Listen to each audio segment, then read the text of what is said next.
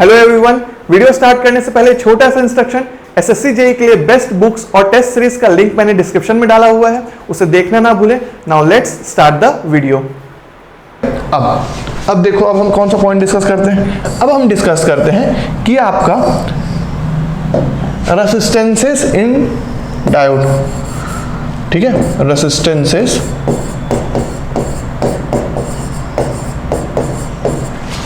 इन diode.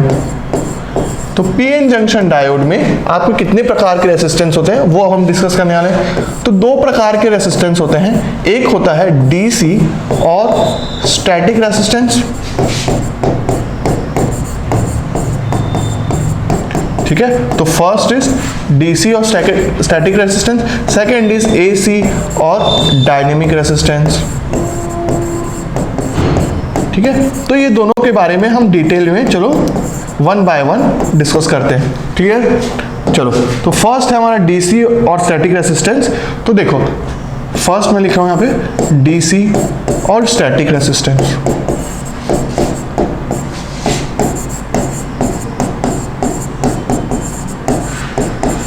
Right, clear. तो जैसा कि यहां पे दिख रहा है आपको डीसी और क्या है ये स्टैटिक।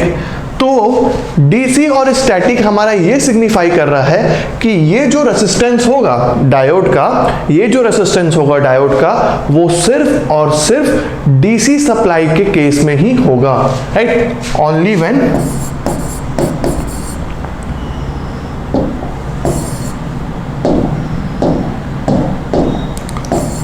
व्हेन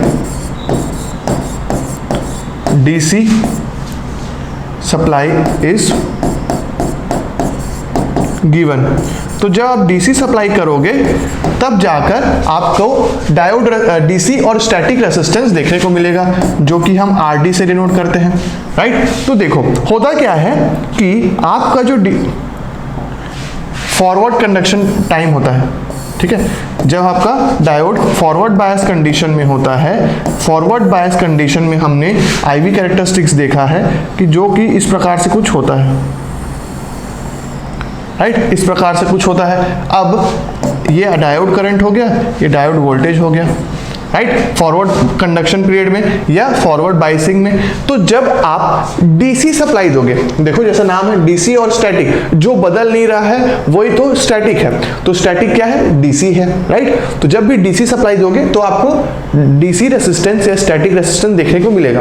अब इसको थोड़ा सा और डिटेल में समझते हैं कि होता क्या है। जब आप एक डीसी सप्लाई दिए तो आपको एक फिक्स्ड वोल्टेज ड्रॉप देखने को मिलेगा डायोड पे, राइट। फिक्स्ड वोल्टेज ड्रॉप देखने को मिलेगा डायोड पे और एक फिक्स्ड करंट देखने को मिलेगा सर्किट में, राइट। क्योंकि डीसी सप्लाई क्या होगा, कुछ इस प्रकार से होगा। देखो, ये आपका हो गया पिन जंक्शन डायोड और यहाँ पे एक फिक्स सप्लाई हो गया डीसी सप्लाई, ये देखो, है ना। अब ये डीसी सप्लाई की वैल्यू जो है ये तो भाई बदलेगी थोड़ी, ये बदलेगी, विल नॉट चेंज। ये अगर नहीं बदल रही है, सोर्स की वैल्यू अगर नहीं बदल रही है, तो जो करंट फ्लो होगा वो आपका थोड़ी बदलेगा, करंट भी चेंज नहीं होगा, है कि जो डायोड करंट होगा वो भी चेंज नहीं होगा। तो एक पॉइंट पे इस फॉरवर्ड कंडक्शन या फॉरवर्ड बाइसिंग के एक पॉइंट पे आपका डायोड क्या होगा, फिक्स्ड हो जाएगा, उतना ही करंट फ्लो होगा और आपका जो डायोड वोल्टेज ड्रॉप होगा VD, वो भी एक fixed amount of voltage drop होगा। यहाँ पे ना वोल्टेज चेंज कर रहा है ना करंट चेंज कर रहा है। तो इस पर्टिकुलर पॉइंट में जहां पे आपका फिक्स्ड सोर्स है, फिक्स्ड वोल्टेज ड्रॉप है, फिक्स्ड करंट डायोड करंट है, तो इस फिक्स्ड पॉइंट को हम क्या बोलने वाले हैं, ऑपरेटिंग पॉइंट बोलने वाले हैं, राइट। तो सपोज करो ये कोई पॉइंट हुआ आपका आईवी कैरेक्टरिस्टिक्स में, कोई एक ये पॉइंट हुआ जहां पे हम इसको क्या बोलेंगे, ऑपरेटिंग पॉइंट बोलते हैं, ऑपरेटिंग पॉइंट या क्यू पॉइंट भी बोलते हैं। और क्यू पॉइंट ठीक है, क्यूसेंस पॉइंट भी बोलते हैं या ऑपरेटिंग पॉइंट या क्यू पॉइंट बोलते हैं। तो इस पर्टिकुलर पॉइंट पे जहां पर आपको एक फिक्स्ड वोल्टेज ड्रॉप देखने को मिल रहा है, ये देखो सपोज करो जब आपने फॉरवर्ड बाइसिंग किया तो एक जो वोल्टेज ड्रॉप हो रहा था उसकी वैल्यू यहां पे ये थी, ठीक है, तो ये आपको क्या मिल गया, वोल्टेज ड्रॉप मिल गया VD इस पर्टिकुलर ऑपरेटिंग पॉइंट में, और इस पर्टिकुलर ऑपरेटिंग लेवल करंट पे आपको क्या मिल गया, ID, ठीक है, ये हो गया ID, ठीक है। तो यहां पे देखो ऑपरेटिंग पॉइंट चेंज नहीं हो रहा है, फिक्स्ड है, एक ही पर्टिकुलर वोल्टेज है, डायोड वोल्टेज है, पर्टिकुलर डायोड करंट है, और दोनों जो इंटरसेक्शन पॉइंट है वो हमारा ऑपरेटिंग पॉइंट है। ऑपरेटिंग पॉइंट मतलब कि क्या, जिस पॉइंट पे आपका डायोड काम कर रहा है, पॉइंट मतलब कि क्या, उस पॉइंट पे आपके डायोड वोल्टेज और डायोड करंट की क्या वैल्यू है, वो है आपका ऑपरेटिंग पॉइंट। अब देखो अगर मैं इस VD बाई ID करूं, इस पर्टिकुलर पॉइंट में VD बाई ID करूं, तो मुझे क्या मिलेगा, स्टैटिक रेसिस्टेंस या डायोड DC रेसिस्टेंस मिल जाएगा। तो यहां पे RD जो होगा वो क्या होगा, VD बाई ID, ये, ठीक है, this will be the static resistance VD by ID। तो फर्स्ट पॉइंट आपको ये नोट करना था कि ये DC सप्लाई में ही बस एप्लीकेबल होता है, और DC सप्लाई में हमें अपना जो डायोड वोल्टेज है और डायोड करंट है ये फिक्स्ड होते हैं, ये वेरी नहीं करते हैं। तो डायोड वोल्टेज और डायोड करंट का ऐसा पॉइंट जहां पर ये दोनों ऑपरेट कर रहे हैं, उस पॉइंट को हम ऑपरेटिंग पॉइंट बोलते हैं, राइट। देखो डायोड जो है ये आपको कहीं भी ऑपरेट कर सकता है, पर DC तो वैल्यू सोर्स जो है, DC सोर्स जो है वो तो फिक्स्ड है ना भाई, तो फिक्स्ड है तो वैसे ही डायोड वोल्टेज भी फिक्स्ड होगा, डायोड करंट भी फिक्स्ड होगा, और उस पॉइंट पे हम क्या निकालेंगे, रेसिस्टेंस की वैल्यू कैलकुलेट कर लेंगे, और उसको हम क्या बोलेंगे, डायोड रेसिस्टेंस बोलेंगे। सिंपल सी बात थी इतनी, क्लियर। अब उसी प्रकार से जैसे हमने यहाँ पे देखो DC और स्टैटिक में, स्टैटिक रेसिस्टेंस के केस में RD कैलकुलेट किया, तो आपको क्लियर हो जाना चाहिए पिक्चर कि AC या डायनेमिक रेसिस्टेंस क्या होने वाला है। सेकेंड पॉइंट अगर मैं लिखूं, AC और डायनेमिक रेसिस्टेंस में भी आप खुद ही स्टोरी बना सकते हो कि उसमें क्या हो रहा होगा, है ना।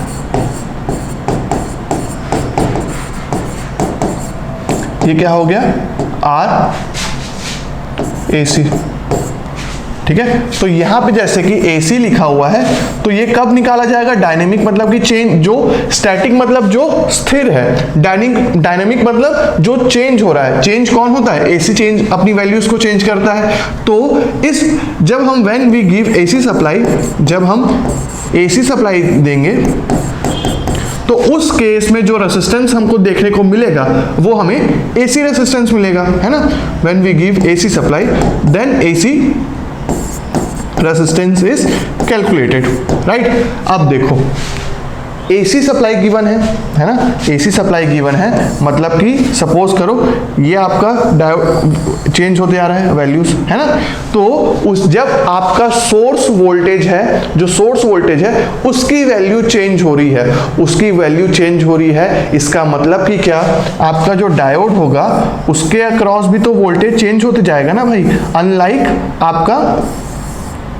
अनलाइक अपना DC सप्लाई के केस में, DC सप्लाई में फिक्स्ड था, यहाँ पे चेंज हो रहा है। तो अगर यहाँ पे वो सोर्स वोल्टेज चेंज हो रहा है तो डायोड वोल्टेज पे इफेक्ट पड़ेगा, डायोड करंट पे इफेक्ट पड़ेगा।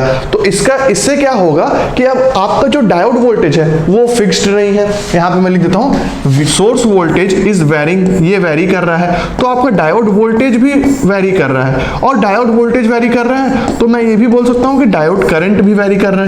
तो यहां पे कोई एक फिक्स्ड वैल्यू नहीं है, इन तीनों की फिक्स्ड वैल्यू नहीं है, मतलब कि यहां पे ऑपरेटिंग पॉइंट हमको निकालना मुश्किल होगा।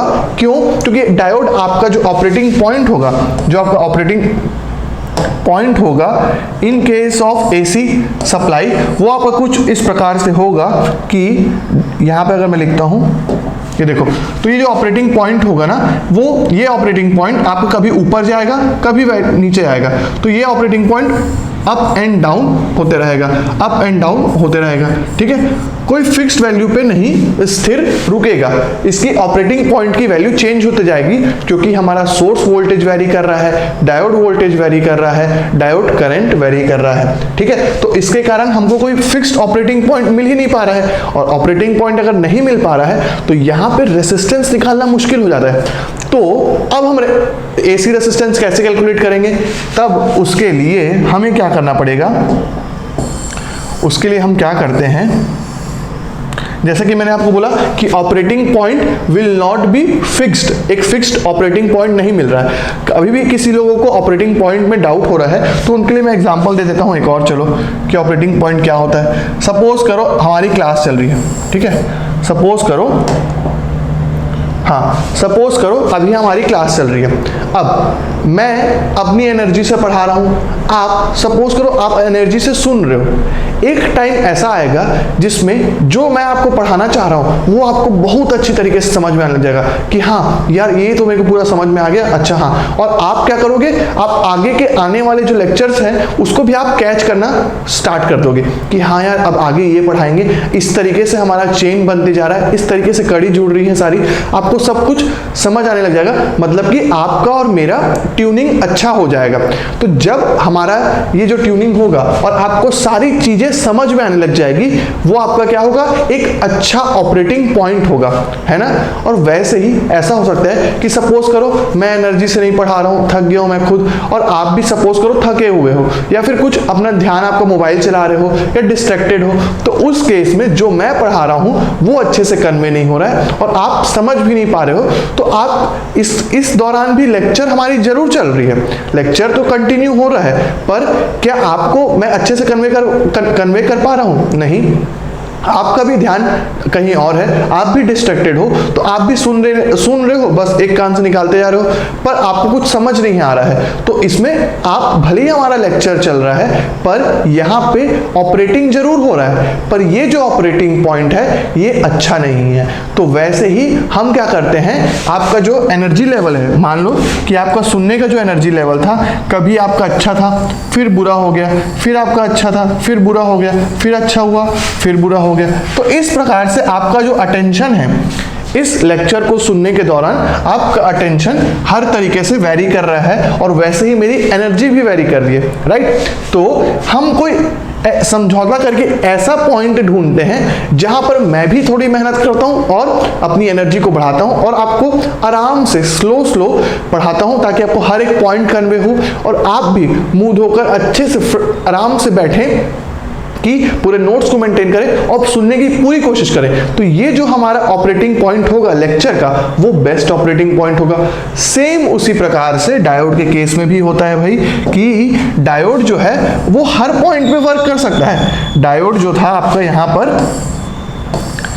पर हर पॉइंट पे वर्क कर सकता है, इधर भी वर्क करेगा, इधर भी वर्क करेगा, हर पॉइंट पे वर्क कर लेगा। पर हम कोई ऐसा पॉइंट ढूंढते हैं जहां पे हम उससे मैक्सिमम आउटपुट एक्सट्रैक्ट कर पाए, राइट। तो अब आपको ऑपरेटिंग पॉइंट का मतलब समझ में आ गया होगा कि कहां पर ऑपरेटिंग पॉइंट क्या होता है, राइट। तो अब देखो, अब मैं क्या डिस्कस कर रहा था, हाँ, कि एसी रेसिस्टेंस को हम कैसे कैलकुलेट करेंगे। तो हम क्या करते हैं, यहाँ पे मैं फिर से IV कैरेक्टरिस्टिक्स ड्रॉ करता हूं। तो IV कैरेक्टरिस्टिक्स कुछ इस प्रकार से होता है, एक्सपोनेंशियल, है ना, एक्सपोनेंशियल होता है। अब ये डायोड करंट हो गया, ये डायोड वोल्टेज हो गया, है ना। तो यहां पे सपोज करो ये आपका जो था DC ऑपरेटिंग पॉइंट था या Q पॉइंट था, तो ये आपका क्या है, Q पॉइंट है, क्या है, Q पॉइंट, ठीक है। ये चीज हमने देख लिया। अब हम क्या करते हैं, हमने ये देखा कि एसी अप्लाई करते समय आपका Q पॉइंट तो अप एंड डाउन वेरी कर रहा है, कोई फिक्स्ड वैल्यू है नहीं इसका कभी इधर कंडक्ट कर रहा है कभी उधर कंडक्ट कर रहा है। तो हम ये करते हैं कि हम DC Q पॉइंट में ही आपका एक टेंजेंट ड्रॉ करते हैं। तो राइट, तो मैं यहाँ पे एक टेंजेंट ड्रॉ करने वाला हूँ इस पॉइंट पे। तो अगर मैं इसको पॉइंट पे टेंजेंट ड्रॉ करूं, राइट, ये पॉइंट पे टेंजेंट ड्रॉ किया, और टेंजेंट ड्रॉ करने के बाद मैं क्या करता हूं कि अब जैसे सपोज करो, उसको मैं थोड़ा सा जूम करके दिखाता हूं आपको कि ये आपका सपोज करो ये आपका ये था करंट और ये Q पॉइंट हो गया। अब मैं यहाँ पे टेंजेंट ड्रॉ किया हूँ, टेंजेंट ड्रॉ किया, तो अब यहाँ के 2 पॉइंट पे, ठीक है, ये 2 पॉइंट पे और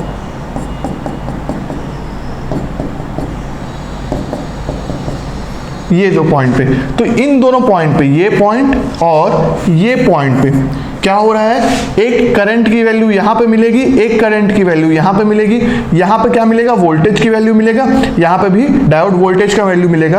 अब इन दोनों करंट्स के बीच का जो डिफरेंस होगा, difference in diode current for this point and this point, जैसे कि यहाँ पे हमने किया, उसको हम क्या बोलेंगे, डेल ID बोलेंगे।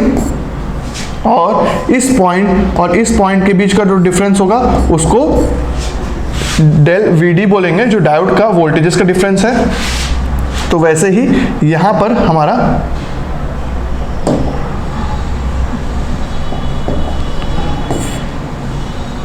इसको मैं ड्रॉ करता हूं,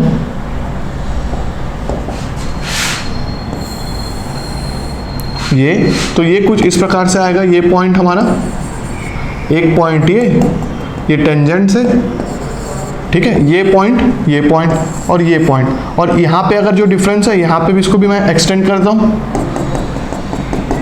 तो यहाँ पे हमको, यहाँ पे क्या मिल गया, डायोड करंट का डिफरेंस मिल गया, डेल ID मिल गया, और यहाँ पे हमको क्या मिल गया, डायोड वोल्टेज का डिफरेंस मिल गया, डायोड वोल्टेज का डिफरेंस मिल गया।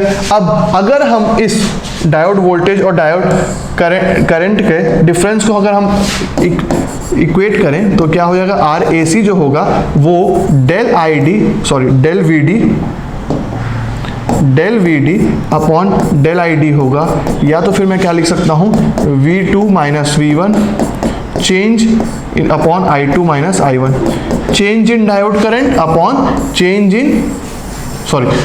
इन diode voltage upon change in diode current, क्या होगा, हमारा डायनेमिक रेसिस्टेंस होगा। तो यहाँ पे आपको क्लियर हो गया dynamic resistance and static resistance का कॉन्सेप्ट। यहाँ पे हमने DC Q पॉइंट जो था, ऑपरेटिंग पॉइंट जो था, उस पे टेंजेंट ड्रॉ किया और 2 पॉइंट लिए हमने, 2 पॉइंट लेकर उन दोनों पॉइंट्स के करंट का और वोल्टेजेस का डिफरेंस लिया, और फिर हमने change in diode voltage upon change in diode current किया, तो हमें क्या मिल गया, आपका डायनेमिक रेसिस्टेंस मिल गया, राइट। तो ये दोनों कॉन्सेप्ट थे आपके डायनेमिक रेसिस्टेंस एंड और किसका, स्टैटिक रेसिस्टेंस का। क्लियर हुई बात? अब देखो, Thank you everyone for watching this video till the end. Please like this video and share it with your friends. And if you are new to this channel, subscribe to our YouTube channel and don't forget to hit the bell icon to get the latest updates. SSC JEE के लिए best books और test series का link मैंने description में दे दिया है, और अगर आप हमारा टेलीग्राम चैनल ज्वाइन करना चाहते हैं तो उसका लिंक भी मैंने डिस्क्रिप्शन में और फर्स्ट कमेंट में दे दिया है। तो मिलते हैं नेक्स्ट वीडियो में, तब तक के लिए हैव अ गुड डे, सी या।